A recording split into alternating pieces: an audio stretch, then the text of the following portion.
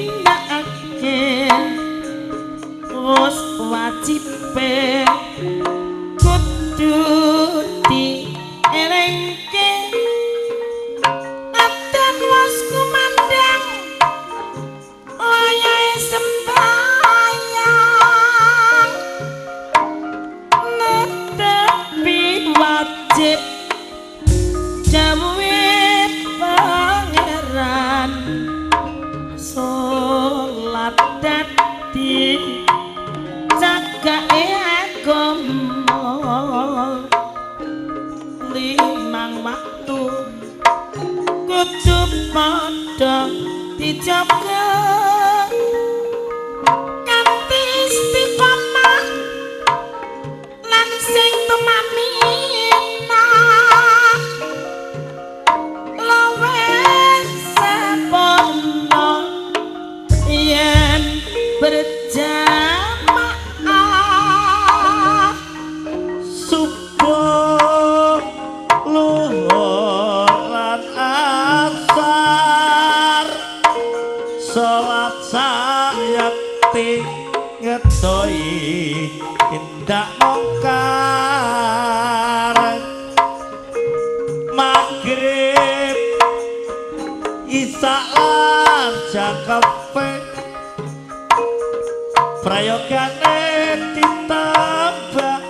sulat sunae sembrono iku perintah agama ngelingono ning donya mung sedhela sampe lan tawakal pasrah sing kuwasa sapa ngerti besok mlebu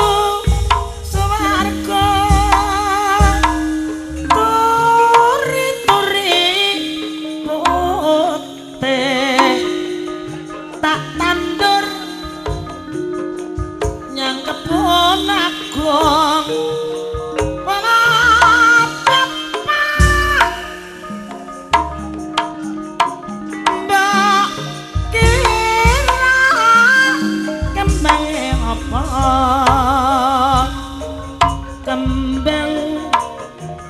kembang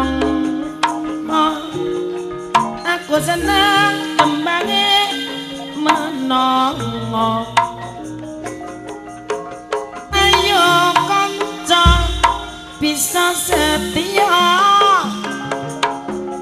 yen rumah tanggane bisa mulya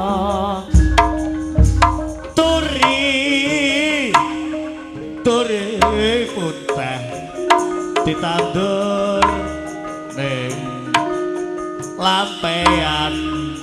dipangan bapak waduh sapa memang siapa gagu mbok ira kembang apa ayo kembang apa ayo kembang randu aku seneng kembange randu ayo padha-padha bersatu supaya uripmu katon yo maju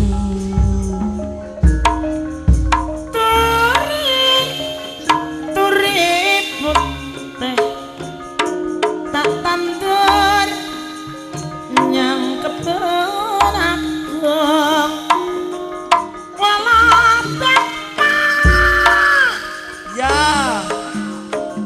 mbak kira kembang apa kembang kates aku seneng berarti tes kembange kates tindak tanduke sarwa beres aja nganti kepes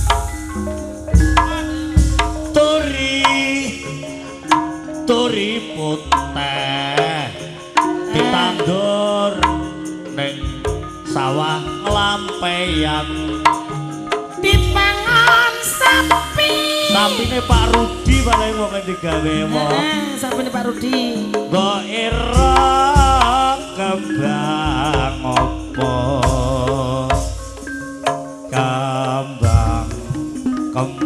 kembang menur aku seneng kembange menur ayo padha tindak sing jujur